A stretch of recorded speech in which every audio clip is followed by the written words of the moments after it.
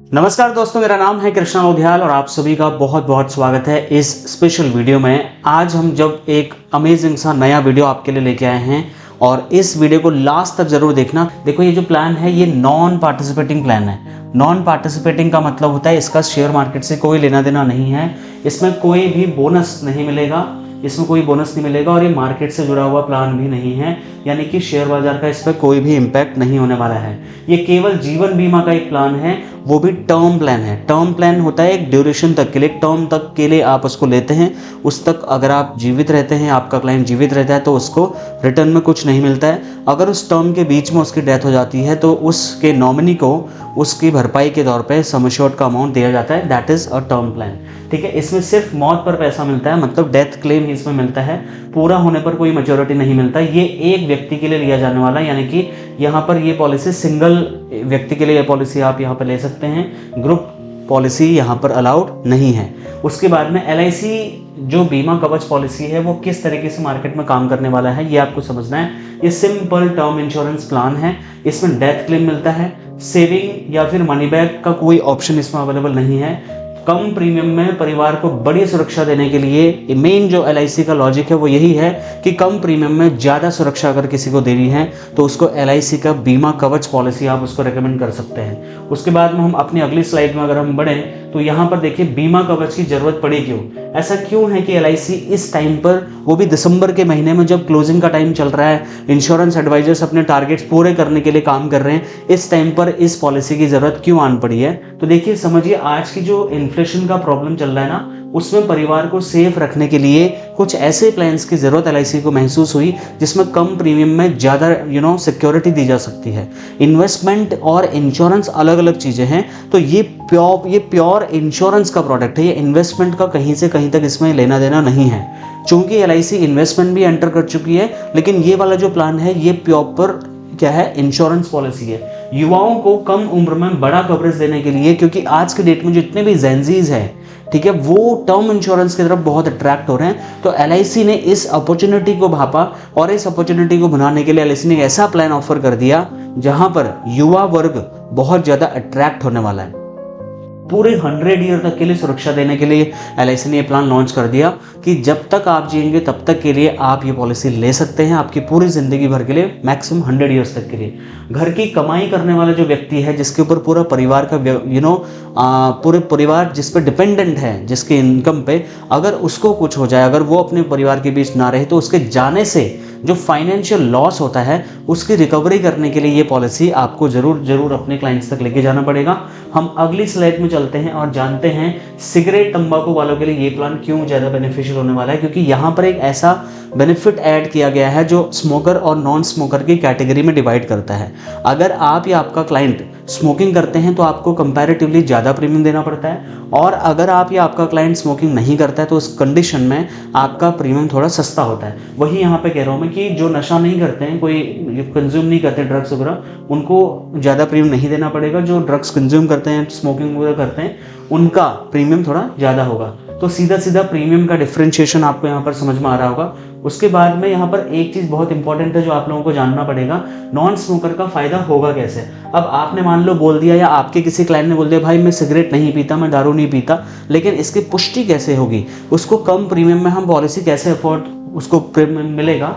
आप खुद को नॉन स्मोकर दिखाना चाहते हैं तो प्रॉपर उसमें जांच होगी, यूरिन की टेस्ट होगी, जांच में अगर नशे का कोई असर नहीं निकला तो कम प्रीमियम आपको लगेगा या आपके क्लाइंट को लगेगा। लेकिन अगर जांच नहीं करवाई, उसको इग्नोर कर दिया और रिपोर्ट साफ तरीके से नहीं प्रोवाइड करा पाए, तो स्मोकर की कैटेगरी में क्लाइंट को डाला जाएगा और स्मोकर कैटेगरी का प्रीमियम यहाँ पर चार्ज करेंगे। और सब कंपनी के नियमों के हिसाब से यहाँ पर होता है, कोई भी कस्टमर जानकारी छुपा करके अगर कोई पॉलिसी ले लेता है नॉन स्मोकर कैटेगरी में और कल को क्लेम आता है और वहाँ पता चलता है कि ये स्मोकिंग कैटेगरी का बंदा था, उसका क्लेम ही रिजेक्ट हो जाएगा। तो as a insurance advisor, as a LIC agent, ये गलती प्लीज़ आप मत करना। अब ये प्लान जो है किसके जरिए बेचा जाने वाला है, ये बड़ा इंपॉर्टेंट क्वेश्चन है जो आपको जानना पड़ेगा। ये बेचा जाएगा माय डियर फ्रेंड्स आपके माध्यम से। एज ए LIC एजेंट आप अपना आनंदा ऐप जो LIC ने लॉन्च किया है, उस ऐप के माध्यम से इसको बेच सकते हैं। यहाँ पर LIC की वेबसाइट में डायरेक्टली इसको नहीं बेचा जा सकता है, वहाँ पर इसकी कोई फैसिलिटी ऐसा नहीं दिया है फिलहाल के लिए। पूरी तरीके से एजेंट असिस्टेड प्लान है ये, मतलब किसी को भी लेना है तो एजेंट से ही कॉन्टैक्ट करना पड़ेगा। इस स्टेप के लिए मैं LIC को बहुत बहुत धन्यवाद देता हूँ। LIC एजेंट के माध्यम से आनंदा सिस्टम आपके पास में है, या अगर आप मान लो टेक्नोलॉजी फ्रेंडली नहीं है तो आप अपनी ब्रांच से भी इसको कर सकते हैं, लेकिन आफ्टर ऑल आपका जो पॉलिसी लॉन्च होगा वो आनंदा के माध्यम से ही होगा। अगर आप टेक्नोलॉजिकली थोड़ा साउंड नहीं है तो कोई दिक्कत नहीं है, ब्रांच में जाकर के आपको सपोर्ट मिल जाएगा। उसके बाद ये योजना का सबसे बड़ा USP क्या है, आप जब भी कोई प्रेजेंटेशन शुरू करें तो आप कभी भी पॉलिसी के फीचर्स ना बताएं, हमेशा आप बेनिफिट्स की बात करें, USP की बात करें, जिससे कि क्लाइंट को हुक करना ईजी हो जाता है, उसको थोड़ा सस्पेंस में क्रिएट करना ईजी हो जाता है, उसको मीटिंग में आगे वो आपकी बातें सुनना चाहता है। इसके लिए क्या बताया सर, 2 करोड़ रुपए से ये प्लान शुरू होता है। मिनिमम इस पे सम एश्योर्ड आपको लेना है वो 2 करोड़ का लेना है, और 100 साल तक के लिए यहाँ पर गारंटी मिलती है। शादी होने पर और बच्चे होने पर जो कवरेज है वो अपने आप यहाँ पर बढ़ाने का ऑप्शन होता है बाय डिफ़ॉल्ट, और कोई मेडिकल कराने की ज़रूरत नहीं पड़ती है। इन्फ्लेशन जो हमारे देश में बढ़ रहा है, उस इन्फ्लेशन के चक्कर में कई बार हम सफिशिएंट इंश्योरेंस अफोर्ड नहीं कर पाते बाद में, लेकिन इसमें ये फैसिलिटी है कि पहले आपने डिसाइड कर लिया कि आपको इंक्रीजिंग सम एश्योर्ड चाहिए, तो उस कंडीशन में इन्फ्लेशन एडजस्टेड आपको जो है प्रीमियम पे करना पड़ेगा, और आपको महंगा प्रीमियम पे नहीं करना पड़ेगा, स्टेबल प्रीमियम आपका हो जाएगा और इंश्योरेंस कवरेज बढ़ता हुआ रहेगा। जो धूम्रपान नहीं करते उनके लिए तो और भी सस्ता ये पॉलिसी होने वाला है। तो ये इसके कुछ USPs है।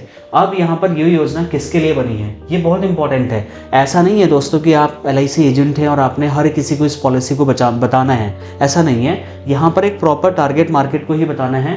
जैसे कि आपने ये पॉलिसी जो है ना बतानी है, जितने भी नौकरी करने वाले लोग हैं उनको ये बतानी है, जितने भी यहाँ पर आपको अपना छोटा मोटा बिजनेस रन कर रहे लोग, स्मॉल मीडियम एंटरप्राइजेस कर रहे हैं, दुकानदार हैं, छोटा मोटा अपना धंधा कर रहे हैं, उन लोगों को ज़रूर बताइए। किसान वर्ग जो अच्छी क्वालिटी के किसान हैं, ठीक है, जिनकी ठीक ठाक बढ़िया इनकम होती है, उनको बता सकते हो। स्वरोजगार करने वाले सेल्फ एम्प्लॉयड लोगों को आप ये बता सकते हैं। घर की जिम्मेदारी उठाने वाले जो लोग हैं, अभी मैं एज के ऊपर भी आऊँगा, तो उनको आप ये पॉलिसी बता सकते हैं। लेकिन ऐसा भी मैं आपको बता दूं, किसको ये आपको नहीं बताना है, ये भी तो जानना जरूरी है ना कि किसको नहीं बताना है। ये सिर्फ उनको, मतलब उन लोगों को इस प्लान के बारे में मत बताइए जो आपसे सेविंग की बात करने वाले हैं, क्योंकि अगर आप उनको इसके बारे में बताएंगे, क्योंकि इसमें सेविंग हो गई नहीं, इसमें सीधा सीधा डेथ कवरेज मिलता है। ठीक है, जो 18 साल से कम हैं, कम की एज के हैं, उनके लिए ये प्लान है ही नहीं।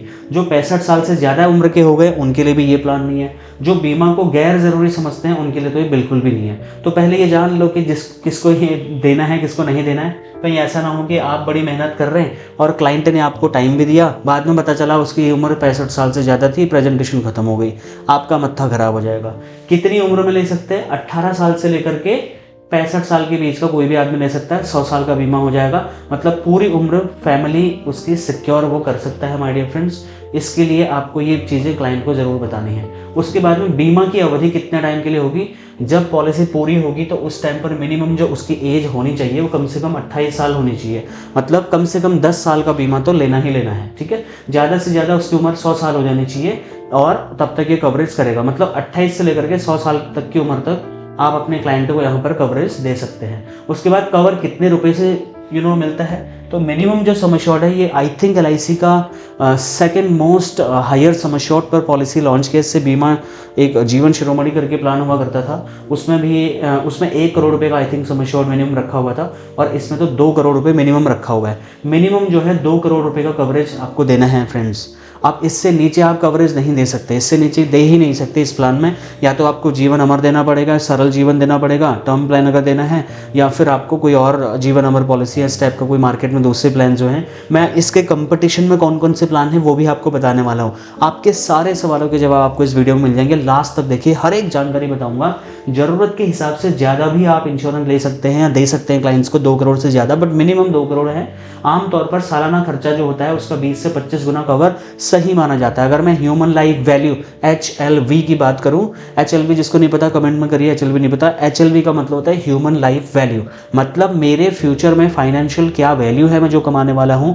मिनिमम 20 साल की अगर मैं बात करता हूं तो उस अमाउंट को ह्यूमन लाइफ वैल्यू बोलते हैं। फॉर एग्जांपल मैं 1 लाख रुपए अगर कमा रहा हूं और 20 साल के लिए गणना करता हूं तो मैं 2 करोड़ के आसपास कमाने वाला हूं मिनिमम। अभी तो इसमें मेरी सैलरी बढ़ेगी, मेरा इंक्रीमेंट होगा उसको तो मैं काउंट ही नहीं कर रहा, लेकिन फिर भी मिनिमम लेके चलो 20 गुना मेरे इनकम का, सालाना इनकम का, तो 2 करोड़ के आसपास में मेरे को इंश्योरेंस चाहिए ही चाहिए। इस प्लान में बीमा कम से कम 2 करोड़ रुपए से शुरू होता है, इससे कम का इसमें नहीं मिलता है। ये प्लान खास तौर पर बड़े कवरेज वाले लोगों के लिए किया गया है, जिनकी इनकम कम से कम 1 लाख रुपए होनी चाहिए। उन लोगों को आप ये पॉलिसी बता सकते हैं। ध्यान से सुनिए, ये पॉलिसी हर किसी के लिए नहीं है, ये बहुत ही टारगेटेड लोगों के लिए पॉलिसी, इसलिए मैं आपको बोल रहा हूँ अपना टाइम वेस्ट मत करना। अगर आपके पास ऐसे लोग नहीं हैं तो ये पॉलिसी आपके लिए बेकार है, ठीक है। बीमा राशि की बीमा राशि किस तरीके से यहाँ पर की जा सकती है, 2 करोड़ से मतलब मल्टीप्लाई मान लो आपको करना, कोई कह रहा है यार मेरे को 2 करोड़ से थोड़ा ज्यादा का दे दो, उसको करोगे आप 75 लाख तक, 2 करोड़ 75 लाख ऐसे करके हर मतलब बीमा हर 5 लाख के हिसाब से आप बढ़ा सकते हो उसको, ठीक है। अगर 2 करोड़ 75 लाख से ऊपर जाओगे तो फिर 25 लाख के सम एश्योर्ड से मल्टीपल करना शुरू कर दोगे, 3 करोड़ 25 लाख, 3 करोड़ 50 लाख, ऐसे 25-25 लाख बढ़ाते रहोगे।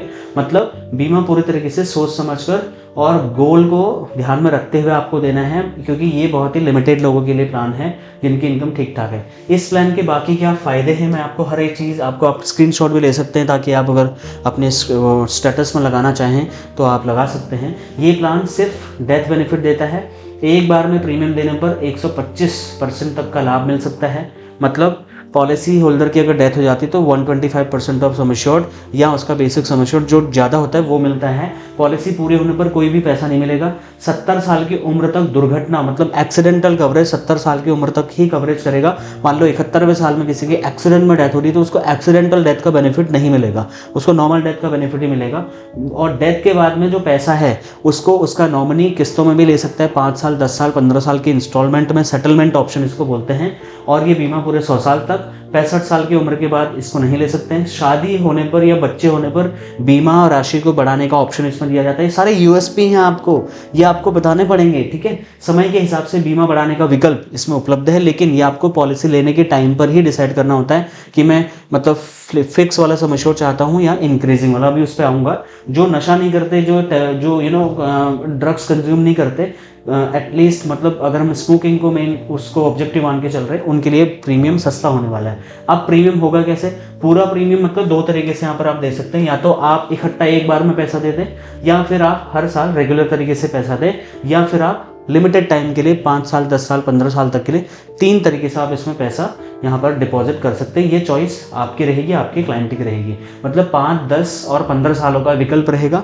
जैसे जैसे पॉलिसी का ड्यूरेशन बढ़ता रहेगा, उस हिसाब से यहाँ पर पॉलिसी का ड्यूरेशन बढ़ते बढ़ते पैसा जाता रहेगा। 5 साल भरकर पूरा लाइफ टाइम का वो सिक्योर कर सकता है, 10 साल भर के भी सिक्योर कर सकता है, 15 साल भर के भी वो सिक्योर यहाँ पर कर सकता है। तो ये तो हो गया प्रीमियम देने का तरीका, सम एश्योर्ड वगैरह सब बता दिया। एक साथ अगर प्रीमियम दे रहा है तो फिर उसको कभी भी कोई पैसा देने की जरूरत नहीं, लाइफ टाइम के लिए उसका 2 करोड़ का तो कम से कम इंश्योरेंस हो गया। लेकिन इसके ऊपर मैं बाद में बताऊंगा कि 1 टाइम पेमेंट आपको देना चाहिए या नहीं देना चाहिए, क्योंकि 1 टाइम का पेमेंट थोड़ा महंगा होता है, ठीक है। अभी मैं इसकी टेक्निकलिटीज़ पे नहीं जाऊंगा। अगली वीडियो जो मैं इस प्लान पे बनाऊंगा वो मैं इस प्लान की कुछ ऐसी चीज़ें आपको शेयर करूंगा जो कि आपको आपकी इंश्योरेंस कंपनी नहीं बताएगी, क्योंकि मेरा काम एज अ अनबायस्ड ट्रेनर सारी चीज़ें आपको बताना है। ऐसा नहीं कि मैं भीड़ चाल में आपको भेज दूँ और बोलूँ जाओ जाओ जाओ इस पॉलिसी को बेचो, ऐसा नहीं है भाई। आपको एक अच्छा एडवाइज़र बनने के लिए पॉलिसी की प्रॉज एंड कॉन्स दोनों को समझना पड़ता है। अभी मैं आपको पॉलिसी के बेसिक डिटेल समझा रहा हूँ जो हमारे पास में इंटरनल सोर्सेज के माध्यम से आया हुआ है। 5 साल वाला प्रीमियम है कि 5 साल भरना है, कवरेज 10 साल से लेकर 82 साल तक उसको मिलेगी। जल्दी प्रीमियम खत्म हो जाएगा, टेंशन उसकी खत्म हो गई दोस्तों। उसके बाद में 10 साल वाले में क्या है, 15 साल की उसकी सुरक्षा, कम से कम उसको 15 साल का पॉलिसी कम से कम मिलेगा, और उसका कम समय में मतलब 10 साल में ही वो अपना टेंशन फ्री हो सकता है, फिर उसको कोई पैसा देने की जरूरत नहीं है। 15 साल में भी बिल्कुल ऐसा ही है, फिर बाद में कोई पैसा देने की जरूरत नहीं है। हर साल प्रीमियम वाला प्लान, जो हर साल मतलब साल भर में एक बार आप प्रीमियम दे रहे हैं, तो वहाँ पर कम से कम 10 साल के लिए पॉलिसी देना है। मैं इसको रेकमेंड करता हूँ कि आप रेगुलर प्रीमियम वाले ऑप्शन को ही बेचें और कस्टमर को रेगुलर प्रीमियम वाला ऑप्शन ही लेना चाहिए। ये मैं क्यों बोल रहा हूँ बाद की वीडियो में आपको बताऊँगा। लाइफ कवरेज के तरीके ये बहुत ही इंपॉर्टेंट है, बहुत बहुत बहुत इंपॉर्टेंट है, ध्यान से सुनिएगा।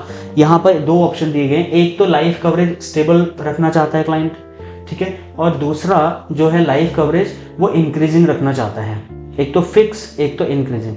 अब अगर वो बोलता है भैया मैं फिक्स रखता हूँ तो through out the policy time वो फिक्स ही रहेगा, और अगर वो कहता है मैं अगर बढ़ाना चाहता हूँ तो फिर बढ़ेगा कैसे, मान लो ज़िंदगी में जैसे रेस्पॉन्सिबिलिटीज़ आती रहती है, भाई मैं अभी पहले कॉलेज में था, फिर मैंने शादी करी, फिर मेरा बेटा हुआ, अभी मेरी बेटी हुई है, तो जिम्मेदारियां बढ़ रही हैं। इस तरीके से क्लाइंट की शादी होती है, पहला बच्चा, दूसरा बच्चा जब आता है, उस हिसाब से यहाँ पर रिस्क कवरेज बढ़ता रहता है। ठीक है, जिनकी उम्र 40 साल या उससे कम है ये इस बेनिफिट को ले सकते हैं, 40 साल के ऊपर वाले इसको नहीं ले सकते। और ये बेनिफिट रेगुलर और समान बीमा राशि पर मिलता है, स्टेबल उस पर। ठीक है, और ये बढ़ोतरी 45 साल की उम्र से पहले करनी होती है, उसके बाद में ये फैसिलिटी क्लाइंट को नहीं मिलती है। ध्यान से समझिए, बढ़ता हुआ कवरेज अब काम कैसे करता है, जैसे 6 साल पॉलिसी को हो गया, 6 साल के बाद में हर साल 10% उसका कवरेज बढ़ना शुरू हो जाएगा।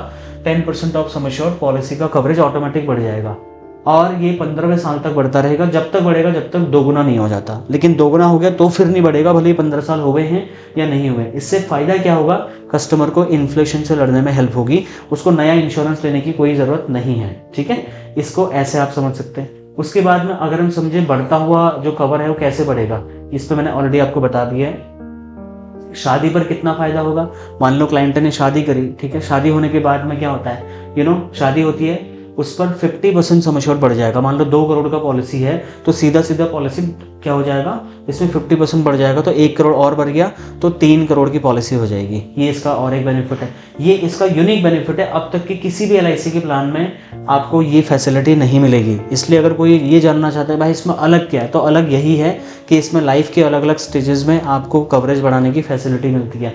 शादी पर यहाँ कवरेज बढ़ता है, पहला बच्चा होने पर यहाँ पर कवरेज बढ़ता है। ठीक है, उसके बाद में दूसरा बच्चा होता है तब भी कवरेज यहाँ पर बढ़ता है, और ये सब 45 साल से पहले होना चाहिए। अगर 45 साल के बाद में ये कंडीशंस हो रही हैं तो उस टाइम पे फिर इसका कोई फ़ायदा कंपनी नहीं देगी।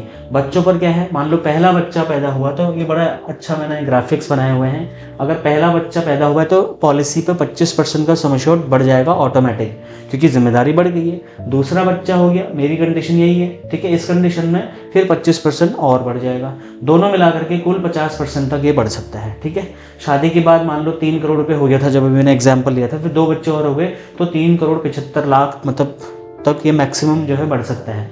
अब यहाँ पर अपने 2 करोड़ रुपए का जो पॉलिसी लिया था वो 3 करोड़ 75 लाख या 4 करोड़ के आसपास तक का वो चले जाएगा। इसको आप ऐसे समझना, बाकी जब आपके पास में कैलकुलेटर आ जाएगा वो कंडीशन सेलेक्ट करोगे सब समझ में आ जाएगा। लाइफ स्टेज फीचर का सबसे बड़ा फायदा ये है कि भविष्य में आने वाली जो मेडिकल रिक्वायरमेंट्स होती हैं उनसे क्लाइंट बच जाएगा, उसको बिना मेडिकल के ही उसका इंश्योरेंस बढ़ने लग जाएगा। बीमारी आने पर उसको हेल्थ इश्यूज़ अगर आ गए तो उस टाइम पे हो सकता है उसको इंश्योरेंस मिले ही ना, है ना, तो उस टाइम पे उसको लेने की ज़रूरत ही नहीं पड़ेगी, क्योंकि ये 2 करोड़ का इंश्योरेंस 4-5 करोड़ का उसका ऑटोमेटिक हो जाने वाला है। कम उम्र में सस्ता प्रीमियम होता है, तो सस्ता प्रीमियम होने से लॉक हो जाएगा प्रीमियम, बहुत रुपए उसके बच जाएंगे। और बच्चे होने पर, पत्नी के आने पर जो उसकी जिम्मेदारियां बढ़ती हैं, उस टाइम पर उसकी जिम्मेदारियों को वहन करने के लिए ज़रूरी है कि उसको क्या करते हैं, उस टाइम पे क्या है कि वहाँ पर बिना मेडिकल के उसका पॉलिसी आगे को बढ़ता रहेगा। अब दुर्घटना पर क्या है, एक्सीडेंट के केस में यहाँ पर ज़्यादा पैसा मिलता है, मतलब एक्स्ट्रा उसके नॉमिनी को यहाँ पर मिलेगा, और रेगुलर और लिमिटेड प्रीमियम पर यहाँ पर ये लागू होता है। अगर सिंगल प्रीमियम दिया हुआ है तो इसमें एक्सीडेंटल बेनिफिट नहीं मिलेगा। अब यहाँ पर कंपनी के नियमों के हिसाब से ये सीमा तय होगी कि कंपनी यहाँ पर कितना पैसा देगी। अब पैसा किस तरीके से मिल सकता है, इंश्योरेंस का पैसा उसका नॉमिनी या तो इकट्ठा पैसा ले ले, या तो 5, 10, 15 साल की किस्तों में पैसा ले ले, ताकि घर की जो मान लो मंथली एक्सपेंसेस हैं उनको मेंटेन किया जाए, क्योंकि मान लो इकट्ठा पैसा कई बार आता है तो वो हैंडल नहीं कर पा रहा आदमी। ये कहाँ पे बिकेगी, सिर्फ आनंदा पोर्टल पे बिकेगी। आप आनंदा पोर्टल में इस पॉलिसी को बेच पाएंगे, और सब कुछ यहाँ पर प्रोसेस ऑनलाइन होगा, बहुत ही आसान तरीके से ऑनलाइन आप बेच सकते हैं। अब ये इतनी मजबूत क्यों है, बार बार मैं आपको USP को यहाँ पर करवा रहा हूँ, कम खर्च में बड़ा फ़ायदा करवा सकते हो क्लाइंट का। अगर मैं एक लाइव एग्जांपल लेके आपको समझाऊं तो देखो, मान लो एक व्यक्ति है राम, उसकी एज है 30 साल, ठीक है, 30 साल की एज है, तो उसका 2 करोड़ का कवरेज हमने उसको दे दिया है। कितने का दे दिया है, 2 करोड़ का हमने कवरेज उसको दे दिया है, जस्ट 1 मिनट, 2 करोड़ का हमने कवरेज उसको दे दिया है फ्रेंड्स। 30 साल की एज है, ठीक है, वो स्मोकिंग नहीं करता, रेगुलर प्रीमियम मोड में उसने लिया, तो 35 साल जो है 35 साल की अवधि उसने चूज करी है, क्योंकि 30 साल का वो हो गया था, 65 से लेकर 100 साल तक उसको सुरक्षा मिल जाएगी। अनुमानित जो प्रीमियम आएगा वो 25 से 30 हज़ार रुपये सालाना आएगा, मतलब 2100 रुपये से 2500 रुपये पर मंथ। तो ये बहुत ही अफोर्डेबल इंश्योरेंस मेरे हिसाब से हो सकता है उन लोगों के लिए जो ठीक ठाक इनकम कर रहे हैं, क्योंकि टर्म इंश्योरेंस एक बहुत इंपॉर्टेंट फॉर्म ऑफ इंश्योरेंस है, और term insurance he actual form of insurance है। उसके बाद जो आए हैं सब जुगाड़। लाइफ स्टेज जो फीचर है वो ग्राहकों को आपको समझाना है कि सर अभी आप जवान हैं, पूरी तरीके से स्वस्थ हैं, कोई आपको इश्यूज़ नहीं है। आज कम प्रीमियम में अगर आपने बेनिफिट लॉक कर दिए, कल को आपकी शादी होगी, आपके बच्चे होंगे, आपके ऊपर लाइबिलिटीज़ बढ़ेंगी, जिम्मेदारियां आएंगी, उस कंडीशन में आपका बीमा ऑटोमेटिकली बिना किसी मेडिकल जांच के आपका कवरेज बढ़ता रहेगा, आपको नया इंश्योरेंस लेने की ज़रूरत नहीं पड़ेगी। और इसमें आपको किस तरीके से बेचना है, जिनकी उम्र 25 साल से 45 साल के बीच में है उनको आपको फोकस करना है। नए जितने लोग शादीशुदा लोग हैं जिनकी अभी भी शादियां हुई हैं उनको आपको बेचना है। बस सबसे इम्पॉर्टेंट फैक्टर ये है कि कम से कम 1-8 लाख रुपए सैलरी तो होनी चाहिए, ठीक है। छोटे बच्चे हैं जिनके, उनको ही आप पॉलिसी दे सकते हैं, जिनकी कमाई ठीक ठाक है उनके आप ये पॉलिसी दे सकते हैं। अब इस योजना को किसको नहीं बेचना है? जो पहले से ही बहुत बीमार हैं उनको ये पॉलिसी नहीं बेचनी है, जो 65 साल से ऊपर हो गए उनको ये पॉलिसी नहीं बेचनी है, जो सिर्फ इन्वेस्टमेंट के बारे में बात कर रहे हैं उनको भी नहीं बेचनी, क्योंकि इसमें कुछ रिटर्न ही नहीं मिलने वाला है। ये तो प्रॉपर खाली इंश्योरेंस पॉलिसी है। अब बाजार में इस तरीके से आपको और भी कंपटीशन फेस करने पड़ेंगे। ऐसा नहीं कि LIC को अचानक से सपना आया कि ऐसा एक पॉलिसी लॉन्च करते हैं, जैसा है ही नहीं। मार्केट में एक से बढ़ के एक पॉलिसीज ऑलरेडी अवेलेबल है। देखो LIC का खुद का टेक टर्म पॉलिसी है, LIC का खुद का युवा टर्म पॉलिसी अवेलेबल है, LIC का खुद का सरल जीवन पॉलिसी है। अगर हम HDFC क्लिक टू प्रोटेक्ट की बात करें वो बहुत ही धांसू प्लान है, बहुत बिकता है। ICICI वालों को ICICI प्रोटेक्ट करके एक पॉलिसी है, कंपटीशन है, ठीक है। टाटा AI वालों को संपूर्ण रक्षा करके एक पॉलिसी है। बहुत सारे बेनिफिट है, लेकिन बीमा कवच जो ये पॉलिसी है टर्म इंश्योरेंस की LIC में जो लॉन्च हुआ है, इसमें लाइफ स्टेज वाला जो बेनिफिट है वो कहीं भी उपलब्ध नहीं है। तो ये आप क्लाइंट को बता करके एक यूनिक पॉइंट वहाँ से निकाल सकते हो। ये एक रिबेट का स्क्रीनशॉट मैंने लिया। अगर किसी को आप ज़्यादा बड़ा इंश्योरेंस प्रपोज करते हो तो उसमें उसको 4% तक का प्रीमियम में डिस्काउंट भी मिल जाता है। अगर कोई 5 करोड़ या उससे ज़्यादा का इंश्योरेंस ऐसा लेता है, 2 करोड़ से ज़्यादा का लेता है। आप कहीं एक्सक्लूजन जो होता है ना, मतलब कब आपका क्लेम क्लाइंट का रिजेक्ट हो सकता है, तो उसमें शुरुआत में मान लो आत्महत्या कर लेता है क्लाइंट, आत्महत्या की कंडीशन में क्लाइंट का क्लेम रिजेक्ट हो सकता है अगर कंपनी को डाउट होता है या वो प्रूफ नहीं हो पाया। गलत जानकारी देने पर हो सकता है, बीमारी छुपाने पर क्लेम रिजेक्ट हो सकता है, कंपनी के नियम के हिसाब से आपने डॉक्यूमेंटेशन नहीं कराया तो भी आपका पॉलिसी का क्लेम रिजेक्ट हो सकता है। और यहाँ पर एजेंट आपको कैसे, मतलब आप अपने क्लाइंट को कैसे समझाओगे? घर की रिस्पॉन्सिबिलिटी उनको दिलाओ, याद दिलाओ, ठीक है। उसके बाद में इंक्रीजिंग इन्फ्लेशन के बारे में उनको बात करो। बच्चों की पढ़ाई का फ्यूचर उनको दिखाओ, सर इतना खर्चा आपका होगा, कल को अगर आपको कुछ हो गया, आप परिवार के बीच नहीं रहे, कोई भी मिसहैपनिंग होती है फैमिली के मेन मेंबर को, तो उस कंडीशन में परिवार का क्या होगा, बच्चों का खर्चा कैसे चलेगी, पत्नी के सिक्योरिटी का क्या होगा। तो उस कंडीशन में फाइनेंशियल सिक्योरिटी बड़ी इंपॉर्टेंट रोल प्ले करती है फ्रेंड्स, इसलिए आपको अपने क्लाइंट को ये देना पड़ेगा। ये प्लान लेने के लिए कम से कम क्या करना है, 8 से 10 लाख रुपए की मंथली इनकम होनी चाहिए, ठीक है, सालाना इनकम होनी चाहिए। और लगभग 2 करोड़ की कंपनी का ये जो इंश्योरेंस है ये उसको मिल जाएगा। लेकिन इसके लिए कुछ डॉक्यूमेंटेशन भी है, इसका स्क्रीनशॉट अगर आप लेना चाहते हैं तो स्क्रीनशॉट ले लीजिए। स्क्रीनशॉट में आपको दिख रहा होगा आइडेंटिटी प्रूफ देना पड़ेगा, एड्रेस प्रूफ देना पड़ेगा, इनकम प्रूफ देना पड़ेगा, फोटो, सिग्नेचर और मेडिकल चेकअप। ये सारी की सारी चीज़ें होने ही वाले हैं। भले ही आप आनंदा से कर रहे हो बट मेडिकल चेकअप भी उसका हो सकता है। अब यहाँ पर Aadhaar card, PAN card, voter ID, ये सब आइडेंटिटी प्रूफ है, आप इसका स्क्रीनशॉट लेकर के। बट मेन चीज़ ये है कि मान लो, क्योंकि 2 करोड़ का मिनिमम सम एश्योर्ड है तो 1-8 लाख सैलरी से ऊपर वाला ही व्यक्ति लेगा, पहली बात। दूसरा, कोई बिजनेसमैन ही इसको लेगा। तो उस कंडीशन में अगर बिजनेसमैन है तो यहाँ पर जो CA के माध्यम से जो उसको COI दिया जाता है, एक डॉक्यूमेंट होता है जहाँ पर उसकी इनकम का स्टेटमेंट होता है बिजनेसमैन का, वो उसको देना होता है। या 3 साल का ITR आप दे दीजिए, बैंक स्टेटमेंट हो तो वो भी दे दीजिए।